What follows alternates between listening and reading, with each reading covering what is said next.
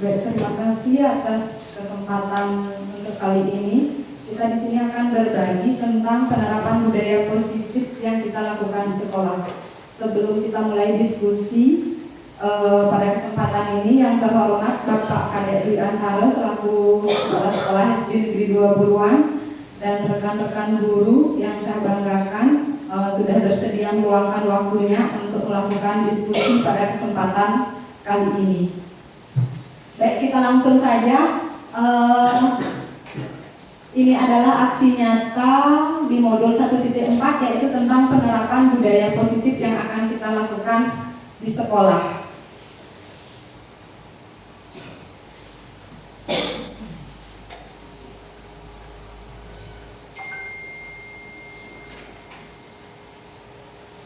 Nah, di sini saya ucapkan selamat datang kembali kepada Bapak Ibu Guru SD Negeri 2 Buruan. Nah, mari kita belajar bersama, berkolaborasi serta saling mendukung dalam mewujudkan budaya positif di sekolah. Nah, adapun budaya positif yang nantinya akan kita terapkan di sekolah kita yaitu perubahan paradigma belajar. Yang pertama, kemudian disiplin positif. Kemudian ada motivasi perilaku manusia, kemudian kebutuhan dasar manusia, 5 posisi kontrol dalam restitusi, serta keyakinan perilaku. Dan yang terakhir di sana ada segitiga restitusi juga. Nah, mungkin di sini kita diingatkan kembali, apakah Bapak Ibu masih ingat dengan tujuan pendidikan menurut Ki Hajar Dewantara? Diingat-ingat kembali apa sih tujuan pendidikan menurut Ki Hajar Dewantara? Mungkin ada yang mempunyai pendapat atau bagaimana? Sambil pemanasan ini biar agak mencair, masih ingatkah apa kira-kira tujuannya? Pada dasarnya mungkin kita semua sudah memahami, tapi mungkin dalam mengemukakannya lewat kalimat, mungkin ada yang bersedia memberikan tanggapan. Mungkin Bapak silakan. Ya, terima kasih atas waktunya. Jadi tujuan pendidikan menurut Ki Hajar Dewantara. Nah, jadi adapun tujuan pendidikan menurut Ki Hajar Dewantara ini diantaranya menuntut segala kodrat yang ada pada anak-anak, kemudian agar mereka dapat mencapai keselamatan dan kebahagiaan yang setinggi-tingginya baik sebagai manusia maupun sebagai anggota masyarakat. Nah, kira-kira begitu. Terima kasih. Terima kasih atas penjelasan yang tadi dari Bapak Kadek tentang tujuan pendidikan menurut Ki Hajar Dewantara. Ya, intinya kita sebagai seorang guru, tujuan dari pendidikan itu yaitu menuntut siswa kita itu agar mencapai kehidupan yang bahagia. Ya, kita menuntutnya berdasarkan kodratnya. Baik, kita akan lanjutkan. Nah, ini perubahan paradigma belajar. Nah, Ki Hajar Dewantara ini menyatakan bahwa tujuan pendidikan itu ialah menuntun segala kodrat yang dimiliki oleh anak untuk mencapai keselamatan dan kebahagiaan yang setinggi-tingginya. Ya, sudah tepat sekali yang disampaikan tadi oleh Bapak Kadek. Nah, kemudian di sini ada 3 faktor yang menuntun. Ya, yang pertama di sini ada murid yang tumbuh dalam kodrat alam dan kodrat zamannya. Nah, hendaknya kita di sini sebagai seorang pendidik kita mampu menuntun siswa sesuai dengan kodrat alamnya dan kodrat zaman. Nah, yang dikatakan kodrat alam di sini bagaimana? Kita sebagai pendidik sekolah dasar, kodrat alamnya bahwa anak-anak itu mungkin kalau di SD cenderung lebih sukanya bermain, ya bercanda, nah seperti itu. Sekarang bagaimana kita menyesuaikan juga dengan kodrat zaman?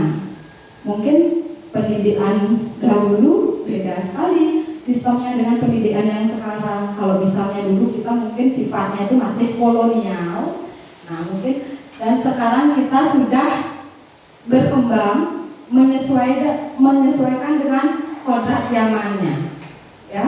Nah kemudian di sini faktor yang kedua ada sekolah, ya.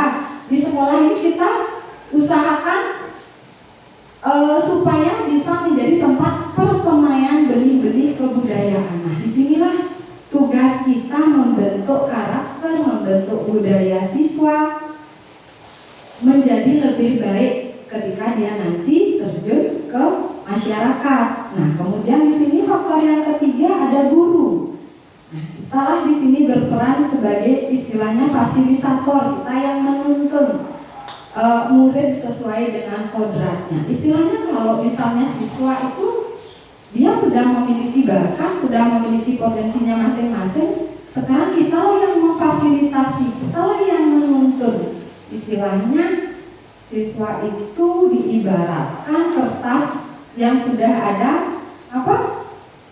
Dia sudah ada sketsanya. Sekarang tinggal kita yang mempertebal sketsa tersebut agar siswa itu bisa apa istilahnya itu berkembang sesuai dengan potensi yang dia miliki. Nah, untuk selanjutnya, nah di sini ada perubahan paradigma belajar. Nah, sebuah budaya itu akan terbentuk dan semakin kuat ketika semua warga sekolah, khususnya murid, melakukan pembiasaan yang positif. Nah, pembiasaan yang positif ini dilaksanakan secara konsisten, istilahnya kontinu, ya, berkelanjutan. Nah, agar terbentuk profil pelajar Pancasila sesuai dengan kurikulum yang kita terapkan pada saat ini, ya. Itu pembiasaan kecil itulah yang nanti akan berkelanjutan dan membuat siswa itu apa ya istilahnya tanpa kita komandoi lagi, tanpa harus kita suruh lagi, istilahnya dia sudah mempunyai inisiatif tersendiri untuk melakukan budaya-budaya positif tersebut. Nah, disinilah tantangan kita. Mungkin terlihat sederhana sekali, ya, istilahnya misalnya seperti membuang sampah pada tempatnya. Mungkin itu terlihat sepele dan terdengar sepele sekali, tapi itu memerlukan waktu yang sangat panjang agar siswa itu menjadi terbiasa, menjadi budaya dalam hidupnya bahwa membuang sampah itu tidak bisa di sembarang tempat. Nah, seperti itu yang hal-hal kecil lah kita akan mulai berubah dari hal-hal yang kecil. Nah, di sini apa yang Bapak Ibu bayangkan tentang makna disiplin? Sering sekali mungkin kita mengutarakan kepada siswa, memberitahu siswa tentang disiplin. Kira-kira menurut Bapak Ibu apa sih disiplin itu? Mungkin nanti ini bisa bervariasi jawabannya. Ada yang mungkin berpendapat, bersedia berpendapat, mungkin kalimat sederhana saja boleh juga.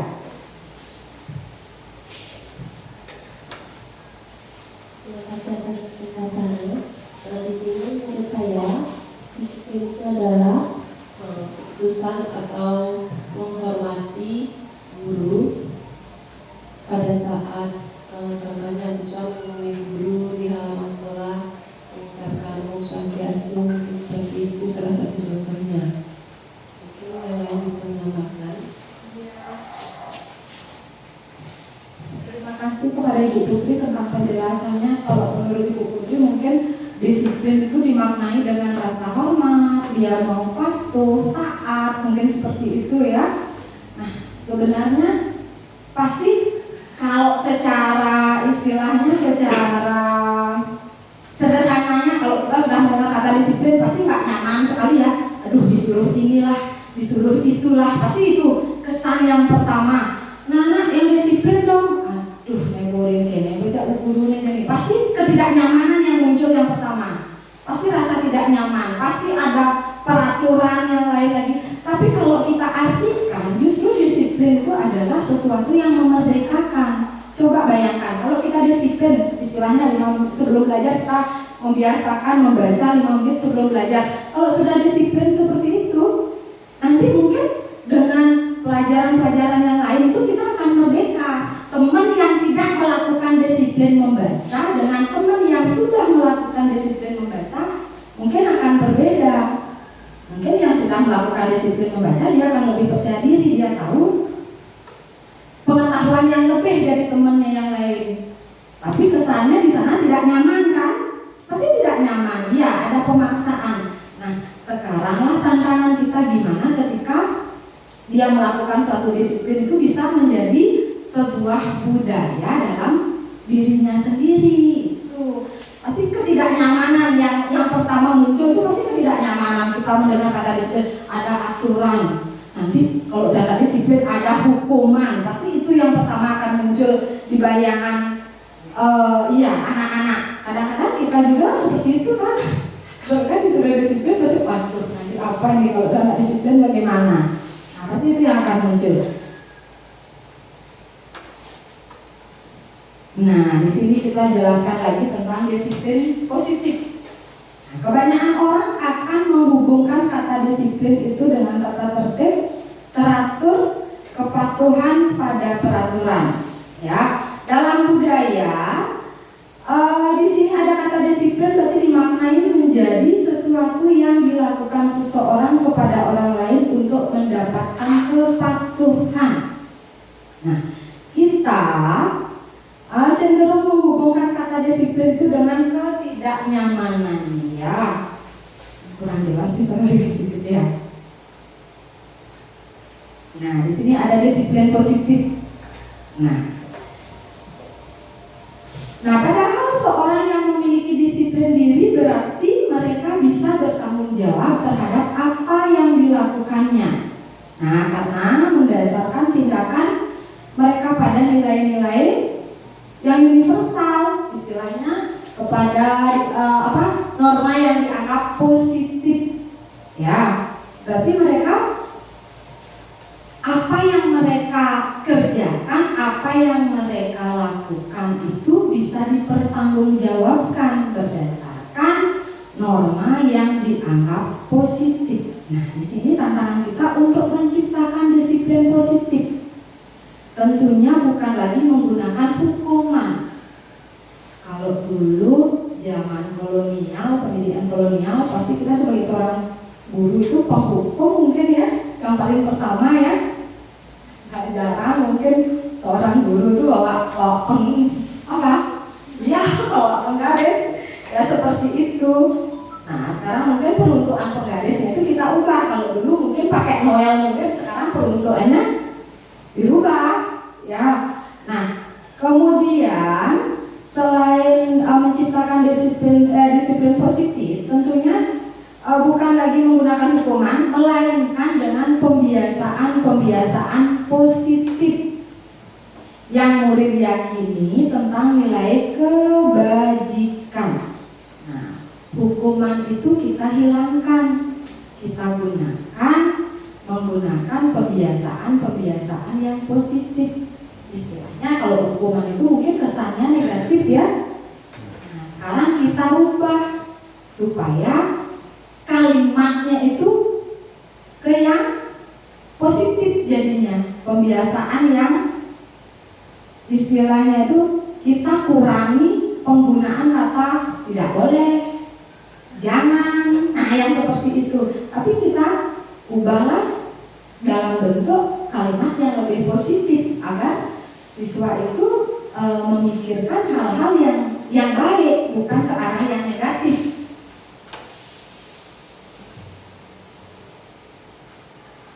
Nah, jadi tugas kita sebagai seorang pendidik untuk menciptakan murid-murid yang memiliki disiplin diri sehingga mereka bisa berperilaku sesuai dengan nilai-nilai kebajikan. Inilah tugasnya kita.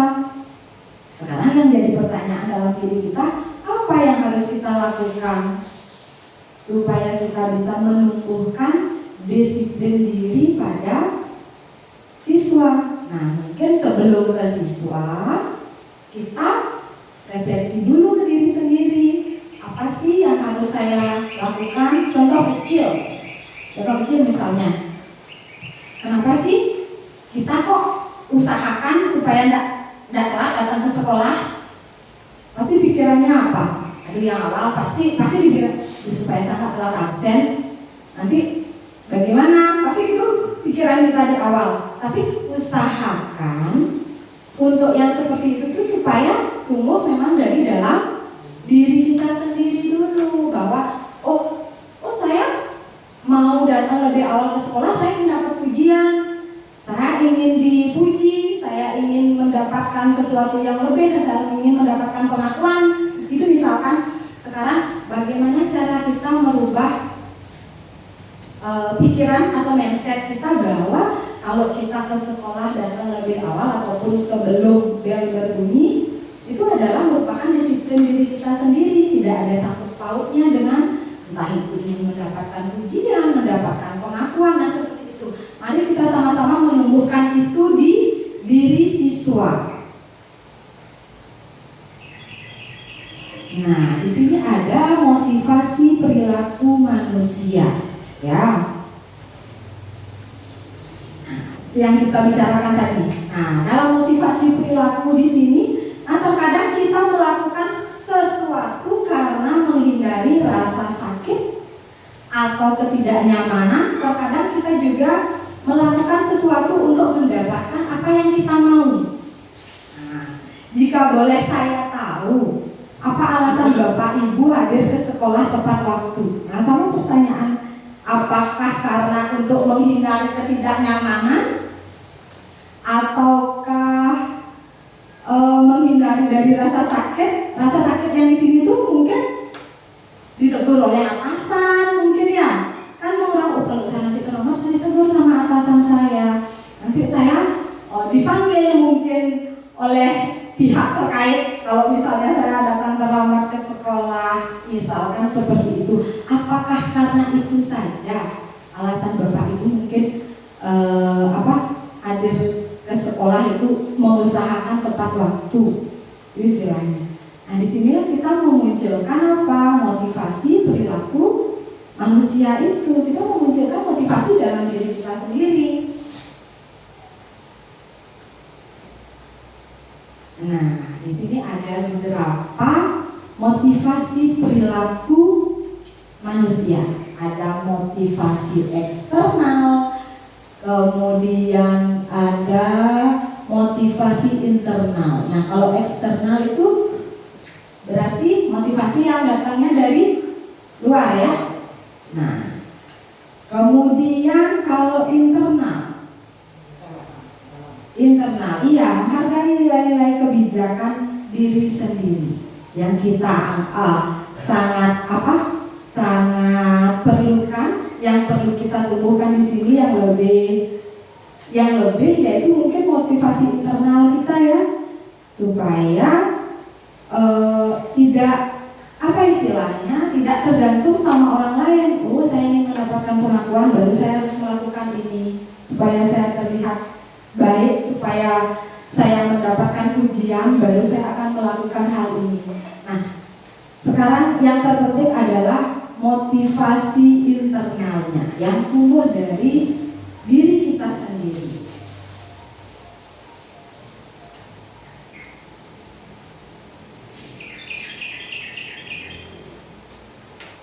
Nah, di sini ada perilaku manusia, motivasi perilaku manusia. Ya. Nah, menyatakan ada 3 motivasi perilaku manusia yang di sini. Yang pertama, untuk menghindari ketidaknyamanan atau hukuman. Kemudian untuk mendapatkan imbalan atau penghargaan dari orang lain. Kemudian yang ketiga, untuk menjadi orang yang mereka inginkan dan menghargai diri sendiri dengan nilai-nilai yang mereka percaya. Nah, di sini dinyatakan ada 3 motivasi perilaku manusia. Kalau kita telaah cermati dari ketiga poin ini memang benar ya. Yang pertama pasti karena ada ketidaknyamanan, makanya kita berusaha menjadi lebih baik atau menghindari hukuman. Kemudian untuk mendapatkan imbalan, ya, ingin mendapatkan penghargaan kah atau kondite yang lainnya mungkin, nah seperti itu.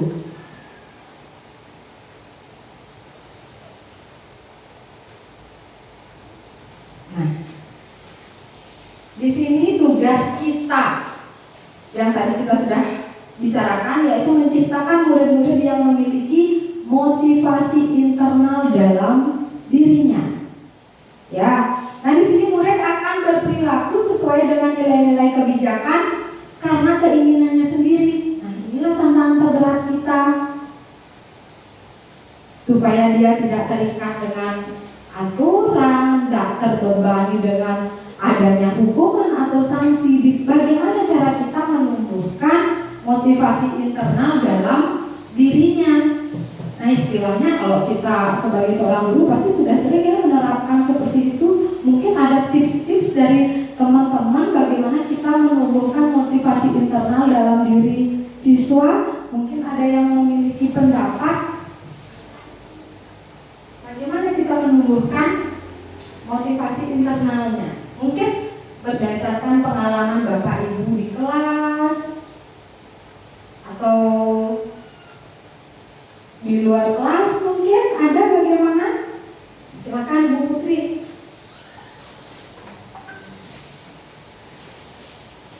Terima kasih atas kesempatannya.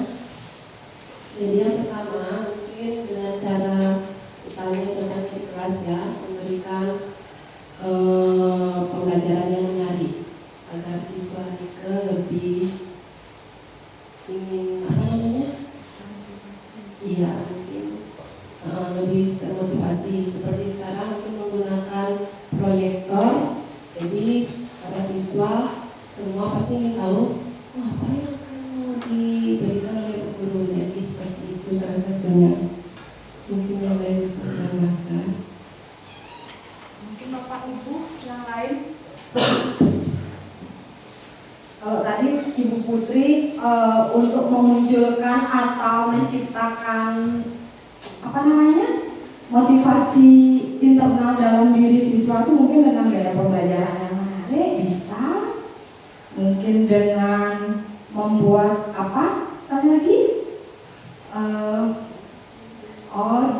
games yang membuat dia merasa tertarik, istilahnya itu tertantanglah untuk mengikuti pembelajaran. Mungkin secara tidak langsung nanti dia akan menjadi suatu pembiasaan, dia muncul dalam dirinya, oh ini Bu Guru sudah memberikan saya seperti ini. Paling tidak dia tumbuh dalam kesadarannya akan melakukan hal-hal tersebut berdasarkan kemauannya sendiri. Nah, kemudian kita lanjutkan. Nah, di sini. Lalu bagaimana jika murid datang ke sekolah tidak tepat waktu? Di sini apakah ada hukuman, ada konsekuensi, ada restitusi? Menurut Bapak Ibu yang mana kira-kira? Apakah menghukum? Menghukum? Oh tidak, ya berarti kita sudah tidak menerapkan hukuman. Konsekuensi, iya konsekuensi. Konsekuensi itu adalah apa istilahnya? Pengganti ya, pengganti dari apa yang dia sudah lakukan. Misalnya kalau misalnya dia tidak tepat waktu datang ke sekolah, mungkin konsekuensinya apa? Kita sudah melakukan kesepakatan mungkin dengan siswa ya, apa konsekuensinya. Nah, kemudian itu di sana ada restitusi.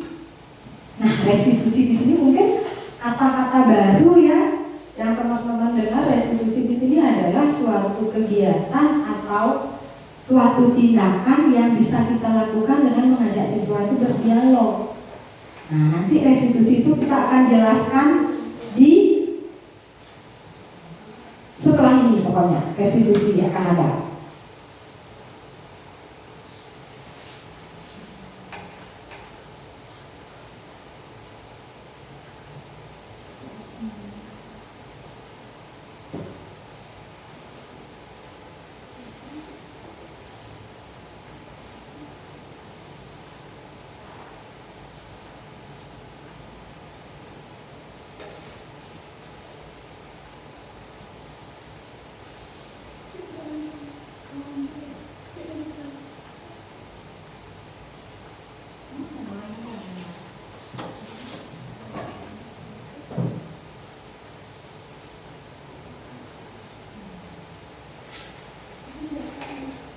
Oke,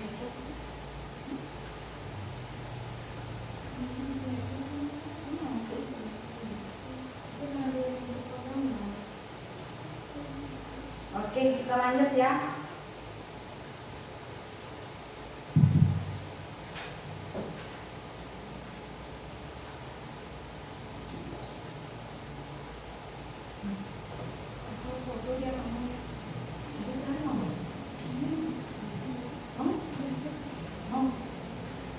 Mungkin karena ada sedikit trouble, link yang saya bagikan bisa dibuka mungkin ya?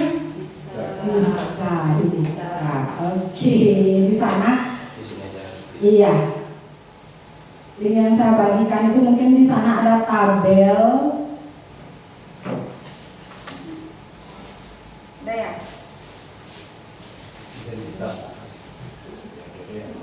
Slide yang ke-17. Slide 17.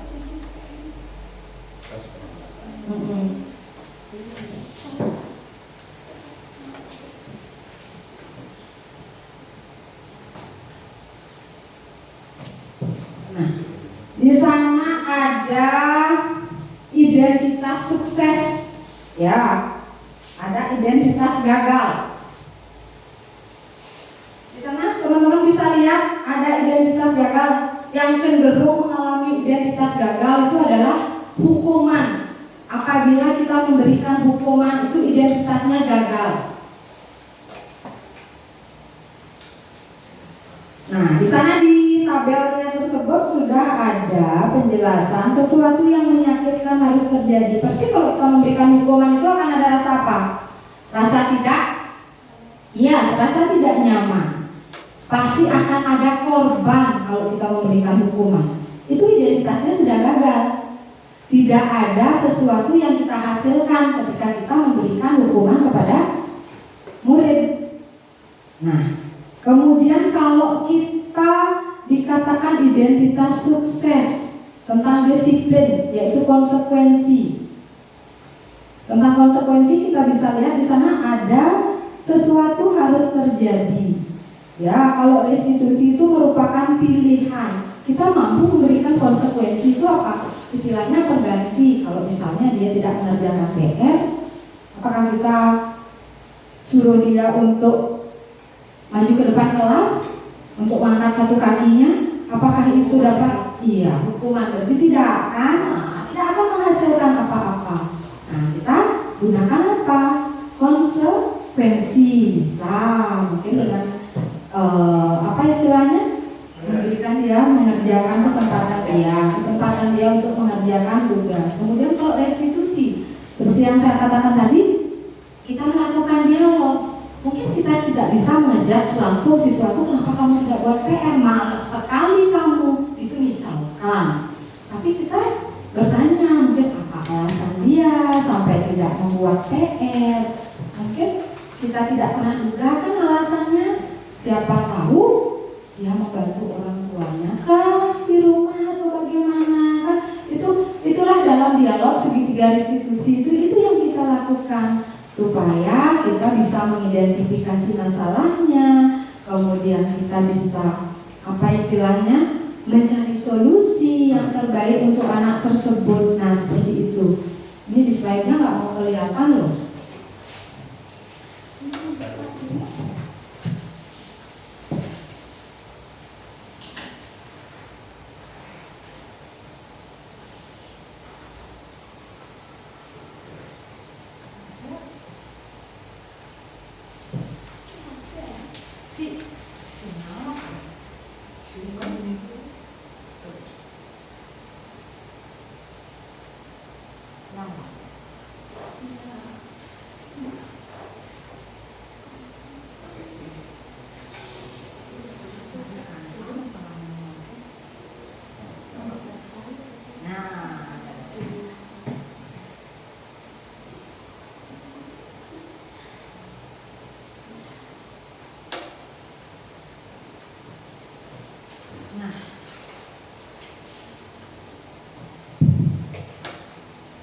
Sudah kita bisa lihat bersama-sama, mungkin tulisannya agak kecil ya di sana ya. Boleh dilihat deh di link yang Bapak Ibu sudah pegang. Sudah tadi kita, kalau misalnya dari tabel yang saya berikan tentang identitas gagal dan identitas sukses, ya, yang jelas hukuman itu udah pasti gagal, ya, tidak akan menghasilkan apa-apa, itu istilahnya. Nah, untuk yang berikutnya masih sama tentang identitas gagal dan identitas sukses. Nah, kalau hukuman, pasti kalau ada hukuman, murid atau anak itu akan belajar menyembunyikan kesalahannya. Ya jelas disembunyikan supaya nggak kena hukuman, pasti dia berusaha untuk menutupi kesalahannya. Iya. Kemudian kalau kita memberikan konsekuensi, anak itu secara tidak langsung akan taat terhadap aturan, terhadap tata tertib. Nah, kemudian kalau kita melakukan restitusi, murid atau anak akan belajar memecahkan masalah. Nah, dari obrolan itu, dari dialog itu, kita akan memancing dia untuk dapat memecahkan masalah yang dia hadapi. Nah, seperti itu. Kemudian, setelah memahami tabel yang tadi, apa yang akan Bapak Ibu guru lakukan jika menemukan murid yang perilakunya negatif? Apakah akan tetap memberikan hukuman, memberikan konsekuensi, atau melakukan restitusi? Restitusi itu yang tadi sudah kita jelaskan, yaitu tentang melakukan suatu dialog dengan siswa, dari menanyakan apa permasalahannya sampai kita menemukan solusi tentang permasalahan yang dihadapi oleh siswa. Apa kira-kira yang akan Bapak Ibu lakukan? Iya, untuk Bu Wayan bisa. Sebetulnya menurut saya yang perlu kita lakukan ini adalah restitusi. Kenapa demikian? Karena mungkin dengan melakukan dialog, dengan melakukan menjawab apa alasan seseorang itu untuk tidak berubah seperti itu. Mungkin kita berikan jalan tengah atau yang mana yang pantas diikuti oleh anak itu, yang bisa dilakukan oleh anak itu. Terima kasih.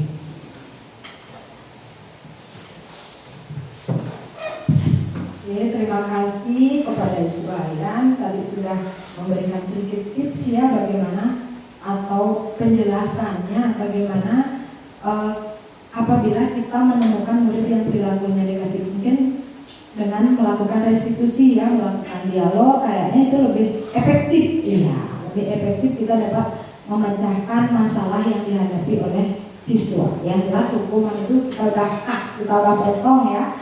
Tidak ada hukuman lagi. Nah, di sini kenapa ini jadi tidak jelas? Bisa dilihat di linknya Bapak Ibu. Di sini ada tindakan guru. Kemudian di sini apakah perbedaan antara hukuman dan konsekuensi dari beberapa tindakan itu, teman-teman guru bisa lihat yang mana termasuk konsekuensi, yang mana termasuk hukuman. Bisa dilihat di linknya, di sini agak ngeblur.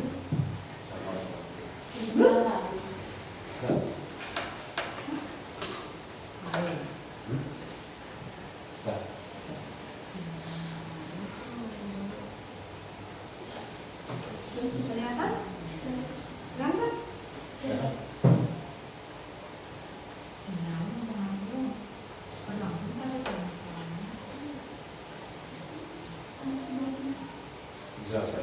Bisa dilihat? Bisa. Ini sini belum. Kira-kira dari sekian tindakan, yang mana termasuk hukuman, yang mana termasuk konsekuensi? Lari mengelilingi lapangan itu hukuman. Kelas fisik itu. Iya, lari mengelilingi lapangan, hanya hukuman. Ustaz 15 kali hukuman juga. Hukuman, ya. Menggantikan juga ya konsekuensi, menggantikan kebenaran dan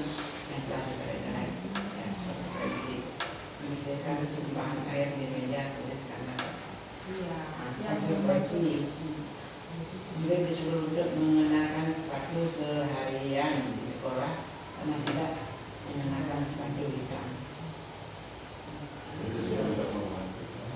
Karena dia tidak menggunakan sepatu hitam, disuruh tidak menggunakan sepatu seharian di sekolah. Hukuman. Iya. Lari mobilnya sekolah, basket, Tapi sini lapangan basket, hukuman lari menuju lapangan. Termasuk hukuman ya.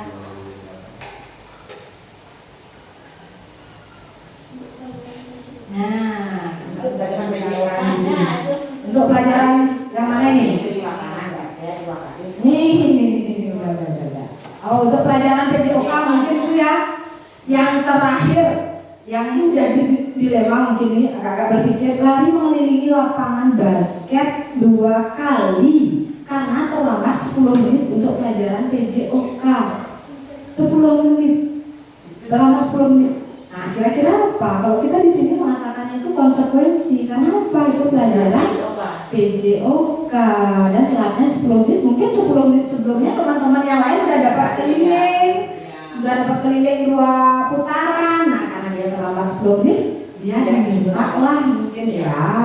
Mungkin kalau disuruh mengelilingi 100 kali itu baru mungkin kesannya ya hukuman. Kesannya karena pelajaran PJOK. Iya, karena pelajaran matematika termasuk hukuman ya. Iya, termasuk hukuman kalau misalnya pelajarannya ya lain atau bukan PJOK.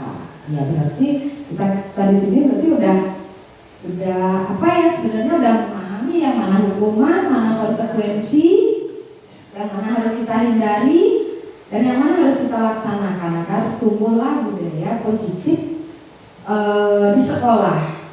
Nah, kemudian kita lanjutkan.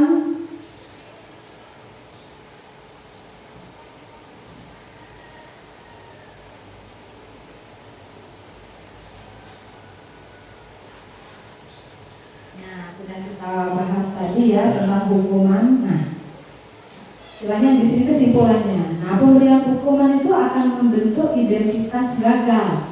Istilahnya kita nggak akan mendapatkan apa-apa dari anak-anak tersebut, tidak akan ada perubahan apa-apa kalau kita menghukum, kecuali apa? Istilahnya ada rasa trauma untuk anak-anak, mungkin seperti itu ya.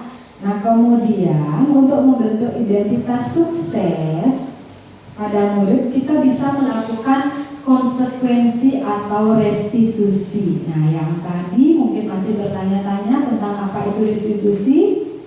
Nah, restitusi itu adalah proses menciptakan kondisi bagi murid untuk memperbaiki kesalahan mereka, sehingga mereka bisa kembali pada kelompok mereka dengan karakter yang lebih kuat. Nah, untuk menciptakan kondisi yang baik bagi siswa ini supaya dia bisa memperbaiki kesalahannya, yaitu dengan dialog tadi, dengan mengidentifikasi masalahnya, mencari solusi dari permasalahan yang dihadapi oleh siswa, atau anak.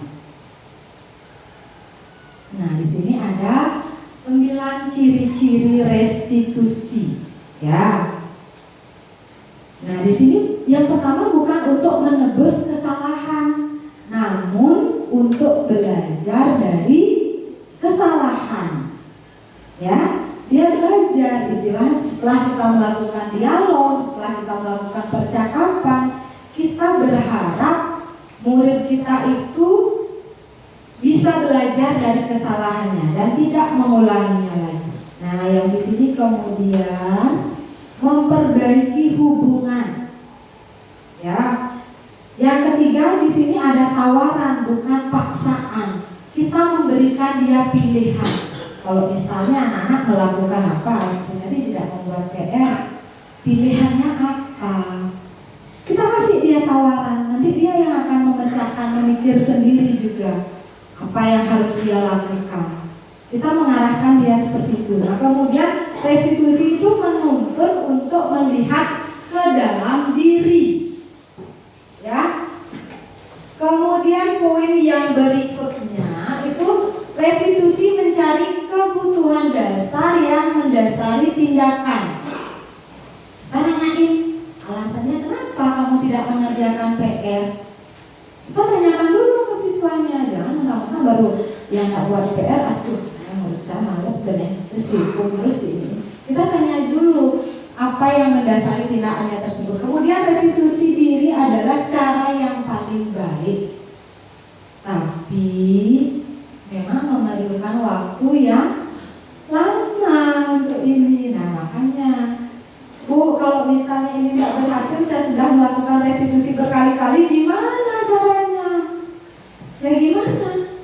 Kita harus terus mencoba dan bersabar tentunya. Nah kemudian restitusi ini juga fokus, restitusi ini fokus pada solusi.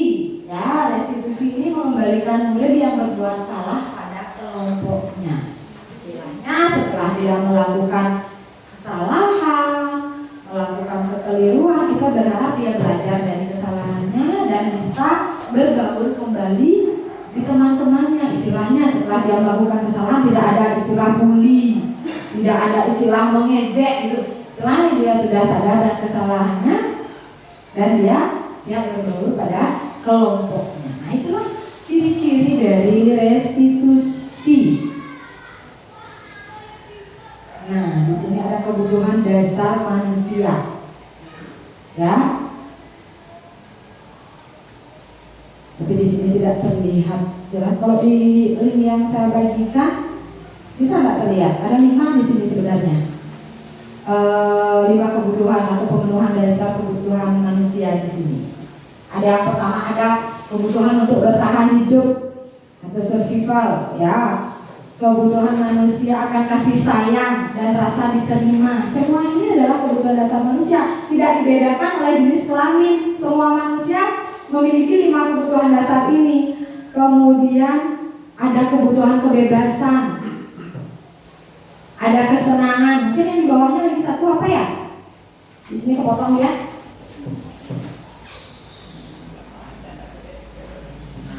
Kebahagiaan, kesenangan, lagi satu ya, fun. Ini 5, survival, belonging, power, freedom, fun. Iya, kita perlu kesenangan. Semuanya, semua manusia memerlukan kesenangan juga. Iya. Nah, misalnya seperti di sini kebutuhan dasar manusia. Ada kasus seperti ini. Bimo, seorang anak TKB, selalu berlari keluar kelas menuju jalan raya di depan sekolahnya yang ramai dengan kendaraan. Tingkahnya membuat guru, yaitu Bu Ani, bingung dan seringkali lari mengejarnya. Ada beberapa kemungkinan jawaban yang diberikan Bimo. Nah, aku senang main kejar-kejaran dengan ibu guru, seru. Di otak anak-anak itu bermain, padahal gurunya itu mengejar karena ketakutan. Banyak ada motor, tapi pikiran si anak itu apa? Wah, aku senang loh diajak kejar-kejaran sama bu guru. Itu di otaknya dia. Makanya dia mungkin terus melakukan hal seperti itu. Menurut Bapak Ibu, di sana apakah kebutuhan apa yang mungkin kira-kira diperlukan oleh anak itu? Misalnya seperti si Bimo ini, kira-kira apa? Apakah kebebasan, kesenangan, penguasaan, cinta, dan kasih sayang? Dia memerlukan kebutuhan dia yang mana? Apa mungkin di sana? Apa? Ada yang bisa memberikan tanggapan? Sudah aku senang main kejar-kejaran dengan bu guru, seru. Dia bilang kayak gitu. Berarti kebutuhan apa yang harus kita penuhi di sana? Iya, kesenangan ya. Iya, kesenangan. Kan kita sudah ketahui bahwa kodratnya anak-anak itu memang bermain. Kita mengejar dia karena panik, dia anggapnya itu apa? Seru, enak main kejar-kejaran sama bu guru. Begitu itu. Mungkin kalau kita hadapi di kelas ada yang cenderung aktif, suka mungkin main keras sama temennya. Kira-kira kebutuhan dasar apa yang perlu kita berikan ke anak-anak itu loh. Ya mungkin mungkin dia apakah dia kurang kasih sayang, perlu dikasih sayang ya, agar dia juga memiliki kelembutan untuk teman-temannya gitu loh. Istilahnya kalau dia keras, kita tambah keras kan kental jadinya. Nah itulah 5 kebutuhan dasar yang harus bisa dipenuhi dalam diri manusia. Nah 5 kebutuhan dasar itulah kita harus saling sama-sama mengerti. Kita pun juga memiliki kebutuhan dasar tertentu, ingin kebebasan, ingin kesenangan, ingin ada cinta dan kasih sayang, ada kebebasan. Nah tadi sudah kita jawab ya, berarti kasus di Bimo itu adalah apa? Nah dia memerlukan kesenangan. Nah, bagaimana posisi ibu atau bapak saat mengontrol kedisiplinan murid supaya siswanya disiplin? Apa yang kira-kira bapak ibu lakukan? Mungkin ada yang memiliki pendapat, pengalaman masing-masing di kelas, boleh diceritakan sedikit.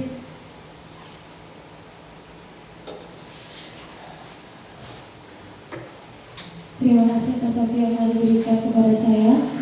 Posisi saya sebagai guru untuk mengontrol kedisiplinan murid di kelas, yang pertama pasti memberikan contoh.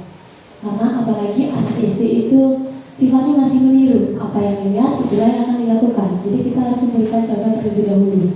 Dan yang kedua, memberikan kesadaran. Kesadarannya dengan cara apa? Dengan cara ya diberi sedikit cerita tentang apa gitu, dan dampaknya apa. Mungkin dia akan memilih, kalau saya berlaku seperti ini, apa yang saya akan dapatkan, seperti itu. Jadi dengan itu diharapkan siswa mampu untuk melakukan kedisiplinan, khususnya disiplin positif. Terima kasih. Terima kasih untuk Ibu Ketua. Di sini sudah menjelaskan pengalamannya mungkin di kelas ya, untuk menciptakan atau mengontrol kedisiplinan murid. Mungkin salah satunya dengan memberikan contoh ya, menumbuhkan kesadaran siswa. Nah di sini sebenarnya ada 5 posisi kontrol yang dimiliki oleh guru. Yang pertama itu ada penghukum. Kayaknya untuk yang poin pertama ini udah garis merah dan tidak boleh lagi ya. Pembuat rasa bersalah. Pembuat rasa bersalah ini juga harus kita kurangi. Istilahnya kita memberikan dia sebuah pernyataan supaya dirinya itu gimana ya, istilahnya merasa bersalah. Saya melakukan ini merasa bersalah, itu akan menimbulkan traumatik tersendiri di anak-anak. Jangan buat dia akan menjadi minder kalau dia merasa dirinya saya sudah melakukan seperti ini, berarti saya jelek sekali jadi orang, saya tidak berguna sekali jadi orang. Nah, pembuat rasa bersalah ini usahakan tidak kita laksanakan. 2 inilah kira-kira enggak. Nah, yang di sini ada posisi kita sebagai teman, ada sebagai pemantau, dan ada sebagai manajer. Ya, paling tidak kita mampu kolaborasikan antara teman, pemantau, dan manajer. Kalau seandainya misalnya kita memposisikan diri sebagai teman aja terus ke anak-anak, ada dampak negatifnya juga.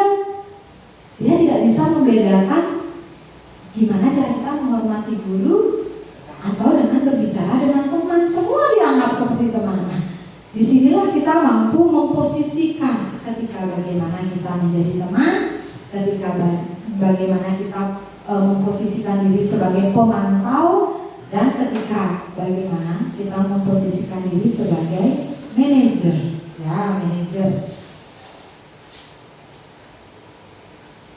Nah, di sini ada 5 posisi kontrol lagi. Nah, penghukum dan pembuat rasa bersalah itu sudah ditandai dengan warna merah ya. Nah, di sini ada beberapa kalimat yang mencerminkan posisi kita sebagai penghukum. Patuhi aturan saya atau awas. Ada kata awas.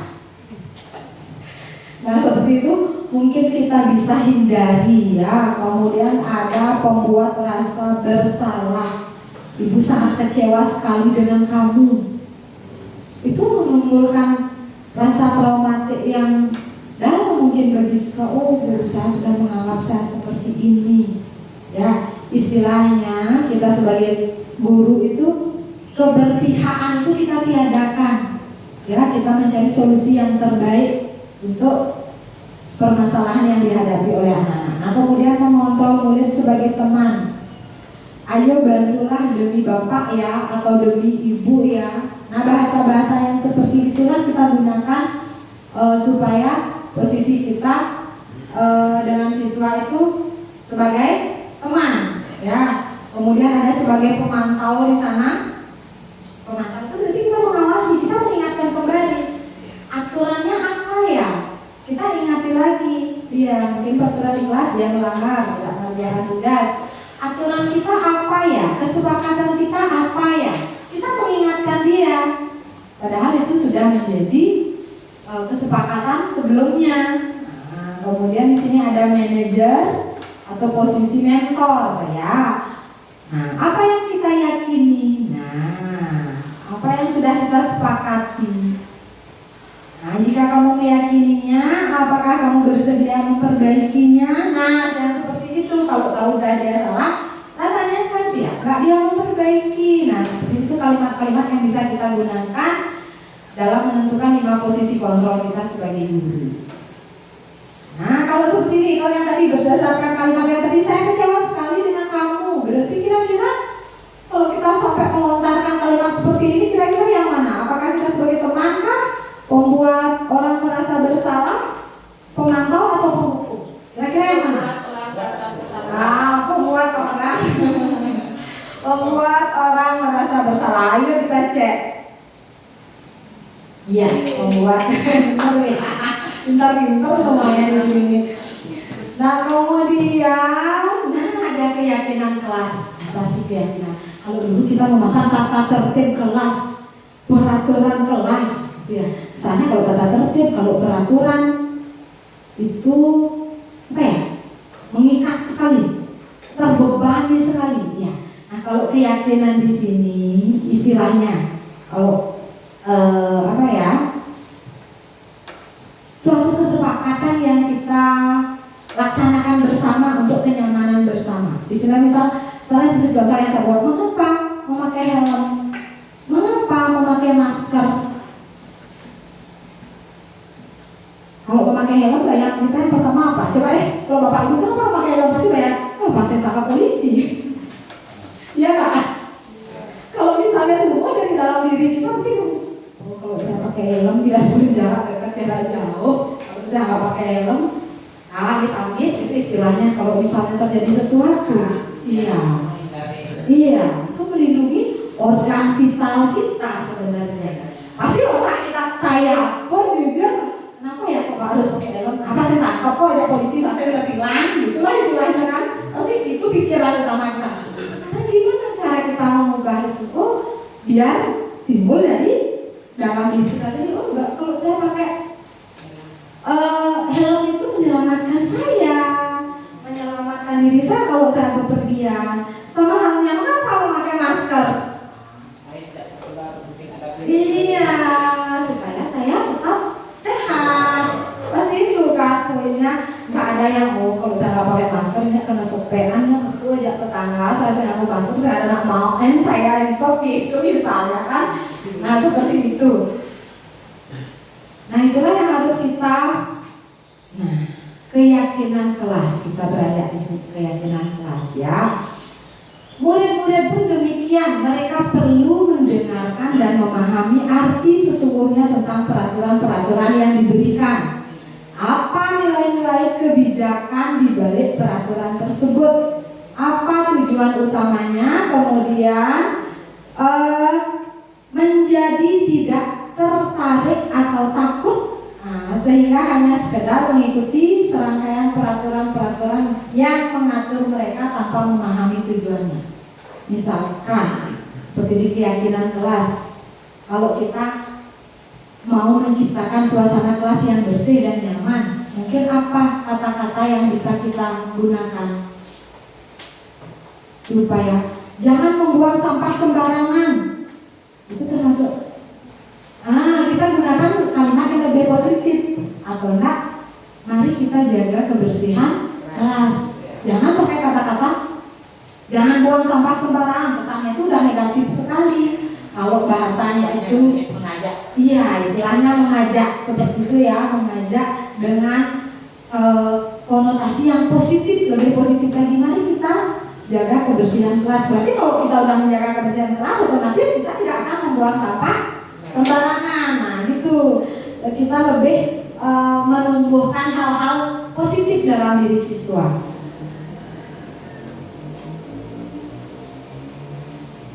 Nah, di sini keyakinan kelas ini bersifat lebih abstrak dari peraturan.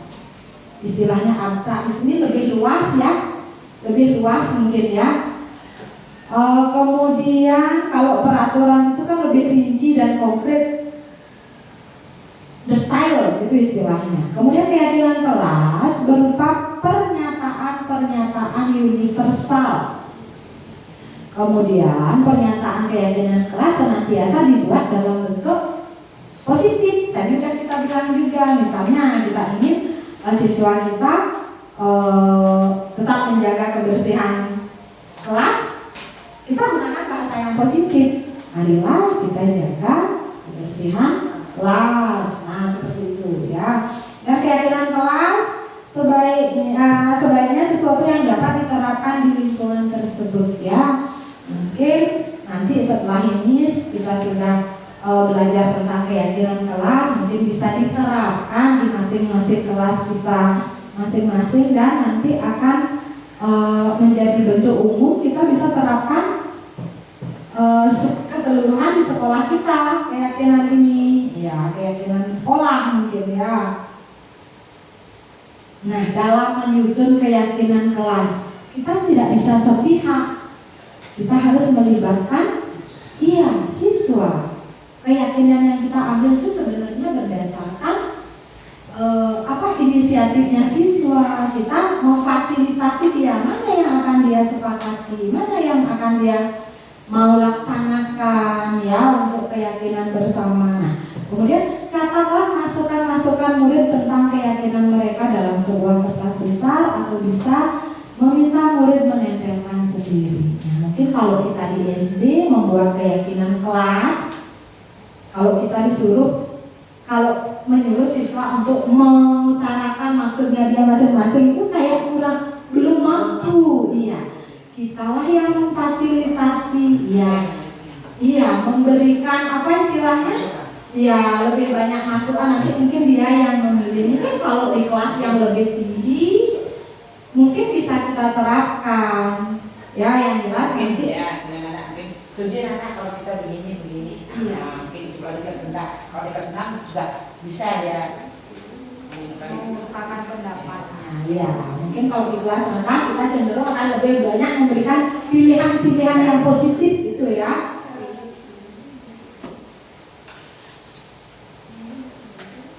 Nah, di sini saya juga sudah mencoba membuat keyakinan kelas 1 ya. Apa sih yang akan kita terapkan, kita yakini di kelas itu akan bisa kita laksanakan. Yang pertama itu kita bersikap baik dan jujur ya. Mungkin nanti dari keyakinan kelas ini kita bisa tempel di kelas masing-masing agar siswa lebih ingat. Kemudian kita saling menghormati. Kalau kita saling menghormati di sini sudah termasuk apa? Tidak mengejek lah, tidak apa lagi istilahnya? Kalau kita di sekolah istilahnya kalau menghormati istilahnya tidak menjelek-jelekan, tidak menghina, tidak berantem kan, saling menghormati dan termasuk. Makanya kita membuat keyakinan kelas itu kata-katanya universal, kita buat kata-kata yang umum. Kemudian kita saling mendengarkan. Saling mendengarkan di sini bagaimana?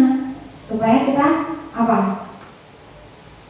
tahu dia memposisikan ketika gurunya berbicara, dia yang harus mendengarkan. Ketika ada salah satu temannya yang bertanya mungkin, atau yang mau mengungkapkan pendapat, dia harus mendengarkan juga. Nah, itulah keyakinan yang kita buat di kelas 1. Nah, mengucapkan kata tolong, maaf, terima kasih, dan permisi. Kalau kita rutin melakukan ini menjadi budaya, itu akan gimana ya? Tentram sekali rasanya sekolah ya. Kemudian kita belajar dan bermain dengan aman. Kenapa kita mengambil keyakinan kelas seperti ini? Aman. Aman dalam artian apa? Bermain tidak keras-keras. Saat belajar mungkin ada yang bermain, kita ingatkan aja apa keyakinan kita yang nomor 5. Kalau kita belajar dan bermain itu bagaimana? Harus aman supaya tidak ada yang terluka. Nah, di sini yang terakhir menjaga kebersihan, disiplin, dan bertanggung jawab. Nah, di sini semuanya masuk nih, menjaga kebersihan, termasuk tidak membuang sampah sembarangan, tidak membuang sampah di kolong meja. Nah, itu mungkin nanti teman-teman bisa terapkan di kelas masing-masing ya, sesuai dengan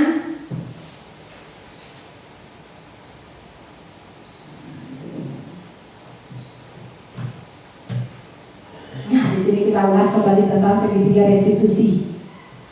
Segitiga restitusi di sini merupakan sebuah tahapan untuk memudahkan para guru dan orang tua dalam melakukan proses untuk menyiapkan anaknya melakukan restitusi. Nah, tadi sudah kita jelaskan bahwa segitiga restitusi itu adalah proses dialog yang dijalankan oleh guru atau orang tua agar dapat menghasilkan murid yang mandiri dan bertanggung jawab. Nah, di sini ada 3 tahapan dalam segitiga restitusi. Yang pertama, menstabilkan identitas. Dalam menstabilkan identitas, kemudian di sini ada validasi tindakan yang salah. Kita memvalidasi ketidaktindakan siswa kita yang salah. Dengan beberapa pernyataan kita dapat melakukan validasi tindakan yang salah. Adakah cara yang lebih efektif untuk mendapatkan apa yang kamu butuhkan? Mungkin dia mau menarik perhatian, mau cari perhatian kah? Atau mau mendapat perhatian lebih sehingga dia melakukan hal-hal yang di luar nalar? Mungkin kita bisa validasi itu dengan menanyakan, adakah cara yang lebih efektif untuk mendapatkan apa yang kamu butuhkan? Atau dengan bahasa yang lebih sederhananya, apakah menurut kamu tindakan yang kamu lakukan itu benar atau salah? Kasih dia yang berpikir. Sudah tahu benar, apakah salah? Kalau dia sudah mungkin menjawab salah, kita lanjutkan. Iya, kalau sudah merasa salah, terus apa alasannya? Kenapa kamu melakukan seperti itu? Padahal dia sudah tahu salah, kan seperti itu.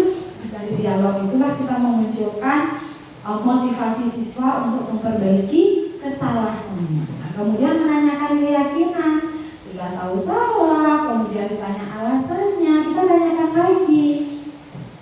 Apakah menurut kamu ini melanggar keyakinan enggak? Apa yang kita sepakati di awal, apa yang kita bicarakan di awal, kita ingatkan kembali dia supaya dia bisa berbenah, dia memperbaiki kesalahannya. Nah, diharapkan kita mampu melakukan segitiga restitusi ini. Nah, meskipun memerlukan waktu dan proses yang cukup lama. Ya, istilahnya kalau mencari sesuatu yang baik itu tidak bisa instan kita. Memerlukan proses. Nah, di sini adapun yang dinyatakan oleh Ki Hajar Dewantara. Nah, apapun yang diperbuat seseorang itu hendaknya dapat bermanfaat bagi dirinya sendiri, bermanfaat bagi bangsa, dan bermanfaat bagi manusia di dunia. Itu harapannya. Nah, mungkin sebelum kita akhiri diskusi ini, mungkin ada yang mau menyampaikan sedikit bagaimana refleksi atau apa yang kita peroleh dari diskusi kali ini. Mungkin yang berkesan menurut teman-teman, ada yang bisa menyampaikan sedikit pendapatnya. Apa mungkin kira-kira? Mungkin tindakan, setelah saya tahu tentang ini, apa sih yang akan saya lakukan? Mungkin apa, mungkin tindak lanjut yang ingin Bapak Ibu guru laksanakan. Oh, ini loh yang harus saya perbaiki, ini loh yang akan saya lakukan. Mungkin ada yang bisa memberikan sedikit pendapatnya atau refleksinya tentang, ya, itu dipersilakan. Terima kasih atas waktu yang telah diberikan kepada saya. Refleksi yang saya dapatkan setelah tadi memberikan pemaparan materinya tadi, mungkin saya harus lebih sabar dalam mengajar murid. Apalagi kalau ada murid yang melakukan kesalahan, jangan langsung dijudge. Kamu lo gini, tanyakan alasannya apa. Siapa tahu ada alasan tersembunyi yang tidak kita tahu. Gimana kondisinya dia pada saat itu harus yang saya lakukan. Terima kasih. Mungkin ada teman-teman yang lain? Nah, kurang lebih seperti itu ya. Saya berharap apa yang kita diskusikan pada kesempatan ini bisa bermanfaat untuk diri kita sebagai seorang pendidik, mendapatkan apa istilahnya ya, kita lebih banyak sharing lah di sini, mendapatkan pengalaman dari masing-masing kelas yang Bapak Ibu guru ajar, berbagi informasi, berbagi praktek baik. Disinilah kesempatan kita untuk istilahnya saling mengisi. Meskipun saya di sini berbicara di depan, belum tentu saya sepenuhnya isi. Justru saya mungkin akan lebih banyak belajar dari teman-teman yang lain. Oh, berdasarkan pengalaman ibu guru kelas 3 misalnya, oh seperti ini. Oh, berarti saya harus menerapkannya di kelas saya. Berdasarkan pengalaman ibu guru kelas 2, kelas 4. Mungkin itu yang dapat saya ambil dari kegiatan diskusi kita kali ini. Refleksi untuk diri saya, mungkin lebih banyak berbenah lagi tentang apa cara kita mendidik, memfasilitasi siswa. Itu yang saya dapatkan pada diskusi kita pada kesempatan kali ini. Hanya sekian mungkin yang dapat saya sampaikan tentang hal-hal yang perlu kita lakukan dalam melaksanakan budaya positif di sekolah. Atas waktu dan kesempatannya saya ucapkan terima kasih, karena tadi saya tidak awali dengan panganjali, saya juga tidak akhiri dengan Paramasanti. Saya ucapkan terima kasih kepada teman-teman. Untuk sekarang kita bisa acara bebas. Terima kasih.